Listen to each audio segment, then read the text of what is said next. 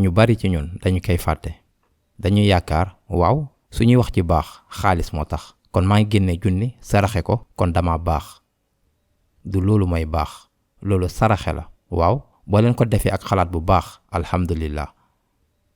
waaye baax lu ëpp loolu la sama mbokk yi te baax ca kër ga lay tàmbalee looloo tax yonent bi Muhammad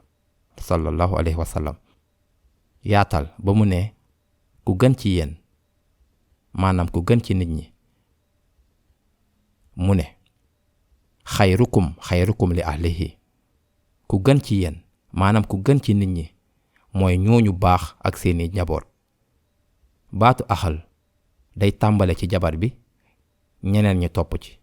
léegi mën nañoo wax xaaral fii am na xëccoo ci beneen xadis moo ngi wax ni ku gën ci yéen mooy ñooñu di dimbale ñeneen ñi beneen mu wax ku gën ci yéen mooy ñooñu baax ak seeni njaboot xëccoo amu fi sa njaboot ay nit lañu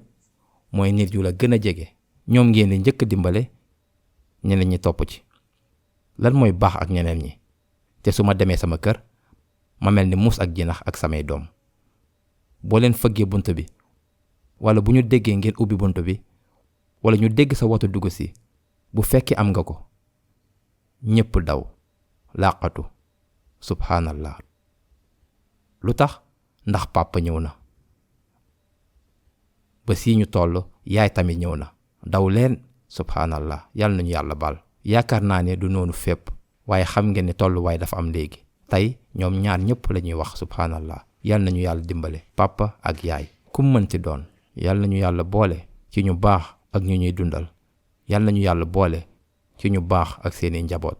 wallahi boo leen bëggee bokk ci ñu gën ci nit ñi kër ga la war a tàmbalee assalaamu aleykum